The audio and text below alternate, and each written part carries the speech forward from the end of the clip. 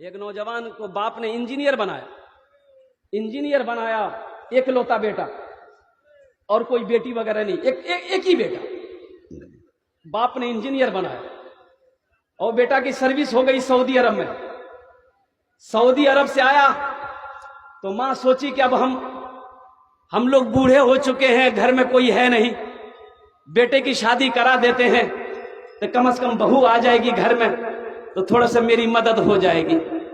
بیٹے کو شادی کے لیے تیار کیا، بیٹا تیار ہو گیا، شادی ہو گئی۔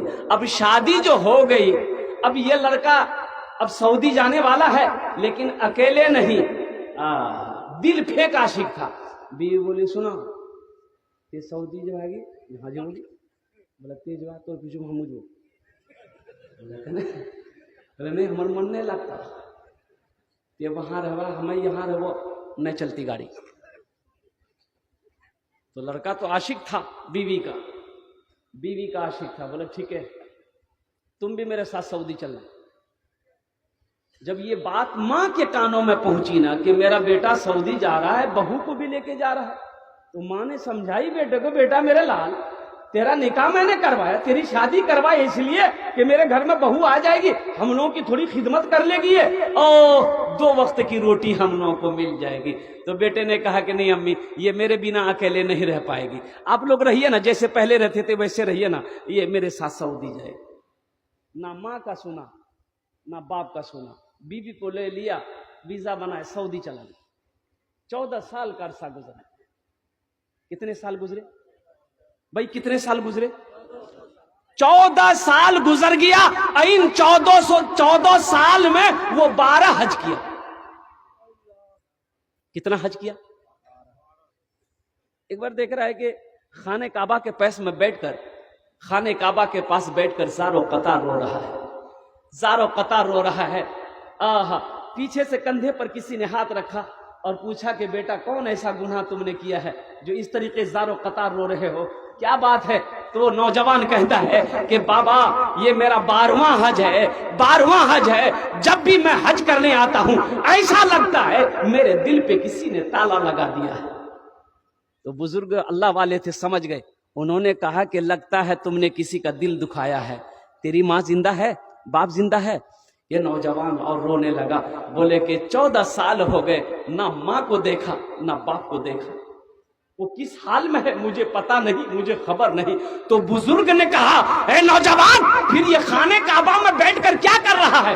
جا اپنا گھر جا، اپنے ماں باپ کو ڈھونڈ، ان سے اگر وہ ناراض ہے تو معافی مانگ لے، وہ معاف کر دے گا، اللہ تیرے دل کے تالے کو کھول دے گا۔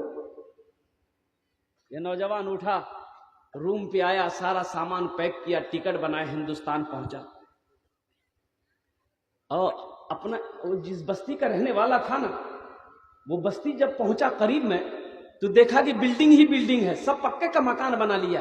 اب اس کا مکان کہاں جھوپڑی ہے پتہ نہیں، 14 سال ہو گیا تھا، سوچے لگا میرا گھر کون سا ہے؟ تو ایک بوڑھے میاں بستی سے باہر گھاس کاٹ رہا تھا، یہ نوجوان بوڑھے میاں کے پاس گیا، کہہ کے کہ چچا، اپنا باپ کا نام لیا کہ اے چچا عبداللہ صاحب گھر کون ڈاجی ہے؟ تو بوڑھے میاں نیچے سے اوپر تک دیکھا، بولا کہ عبداللہ میاں، وہ تو بیچارے تب اس دنیا میں نہیں رہے، اس کو مرے ہوئے 6 سال ہو گئے۔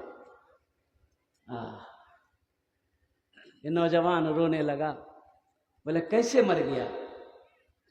تو بوڑھے میاں بولے کہ اس کا ایک ہی بیٹا تھا، بڑی محنت سے باپ نے پڑھایا تھا، انجینئر بنایا تھا، شادی کیا اور اپنے ماں باپ کو چھوڑ کر چلا گیا، نہ ماں کی سنا نہ باپ کی سنا، اور ایسا گیا کہ اپنے ماں باپ کو بھول گیا۔ باپ اپنے بیٹے کے غم میں روتے روتے روتے اس دنیا سے چلا گیا۔ یہ نوجوان نے پوچھا کہ اس کی بیوی کا، اپنی ماں کے بارے میں پوچھا کہ اس کی بیوی کا کیا بنا؟ بولا اس کی بیوی بیچاری جب بیوہ ہو گئی دوسرے کے گھر میں کام کرتی تھی، کھاتی تھی، اب تو سننے میں آیا کہ آنکھوں کی روشنی بھی ختم ہو گئی ہے، بدن میں فالج لکوا مار دیا ہے، بستر پہ پڑی رہتی ہے، کسی کو ہوتا ایک روٹی لا کر پہنچا دیتا ہے، نہیں تو فاقے سے وقت گزر جاتا۔ یہ نوجوان رونے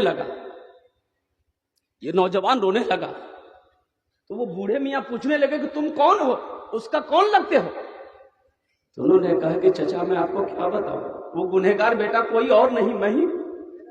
بولا جا تیری ماں انتظار کر رہی ہے، اس کا آخری وقت ہے، بس یہی دعا کرتی ہے کہ یا اللہ میری موت اس وقت تک نہ ہو جب تک میں اپنے بیٹے کو دیکھنا۔ یہ نوجوان لرزتے کانپتے ہوئے وہ آنگن میں قدم رکھا ہے، چارپائی پہ دیکھا نہیں سی کمزور سی ایک بڑھیا ضعیفہ لیٹی ہوئی ہے، قدم کی آہٹ سن کر بڑھیا اٹھنا چاہی اٹھ نہ پائی، تو آواز دیتی ہے وہ بڑھیا کون ہے میرے آنگن میں، کون آیا ہے؟ یہ نوجوان روتے ہوئے کہتا کہ اماں تیرا گنہگار بیٹا، تیرا گنہگار بیٹا۔